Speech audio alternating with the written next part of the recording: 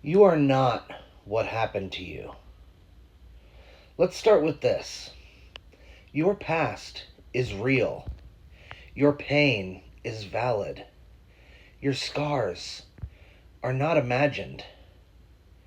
But none of that means that your past defines you. Somewhere along the way, someone taught you that who you are is tied to what happened to you. Maybe it was your trauma. Maybe it was a mistake you made. Maybe it was the way people treated you, like you weren't worth much. And now, every time you try to grow, something inside you whispers, you can't. Not with your past. But here's what they didn't tell you. Your past can shape you, but it doesn't get to shrink you.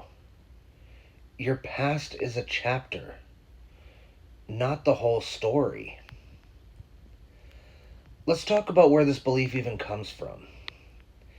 If you grew up around pain, chaos, or trauma, you didn't just witness it, you absorbed it.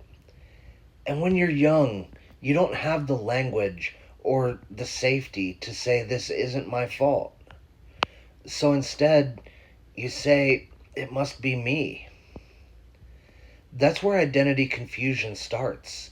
You don't just think, bad things happened to me. You start to believe, I must be bad. That lie gets reinforced by shame, silence, and even culture. Suddenly you're walking around believing you're not damaged goods, not because of who you are, but because of what you've lived through. Let's make something really clear. You are not your trauma. You're not your diagnosis.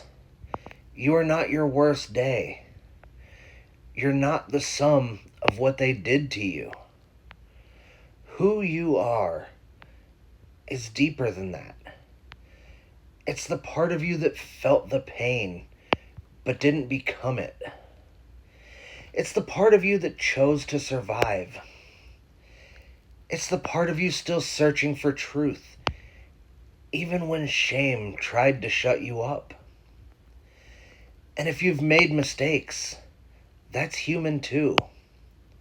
But let's be honest, you don't heal by pretending that they didn't happen.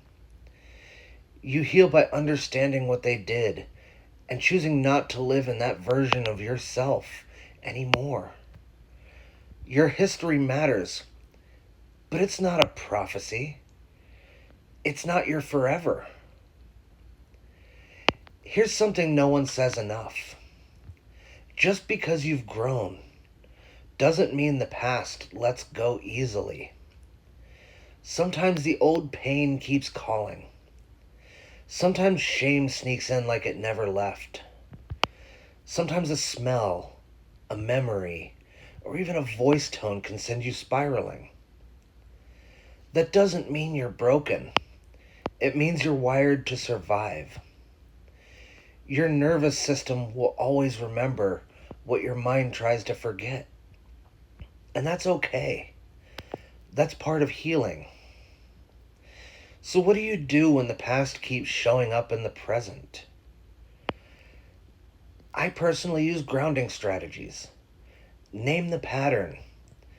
This is an old wound, but not a current truth. Breathe into your body. You're here. You're safe. You're not back there. Use compassionate language. I'm feeling triggered, but I'm not regressing. This is just a wave. Anchor yourself in choice. I can respond now in ways I couldn't back then. That's growth. The best part about not letting your past define you, you get to decide who you become.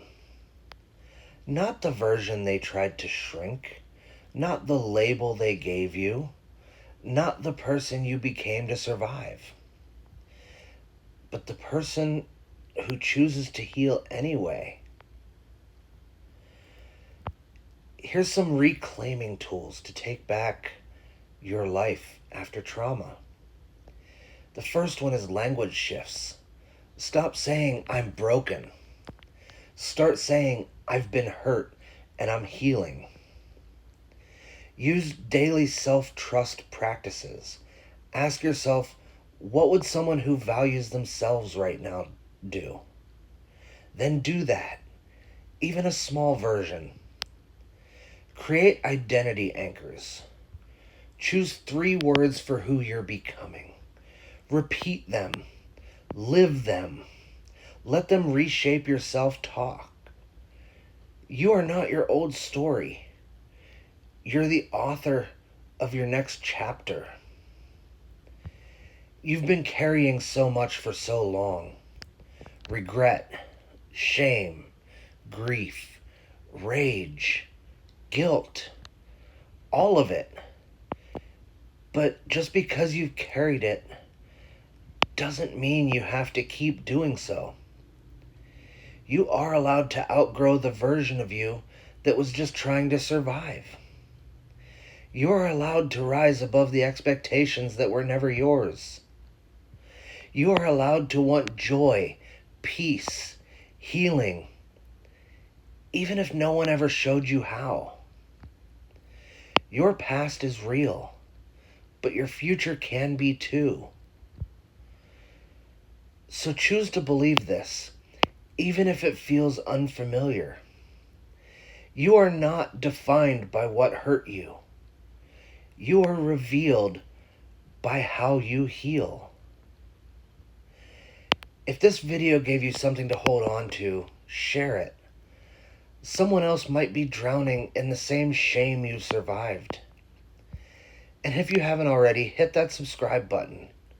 Not for numbers, but because this space is for people who've been through it and are still here. This is for the ones rebuilding in silence, for the ones rising anyway. For you.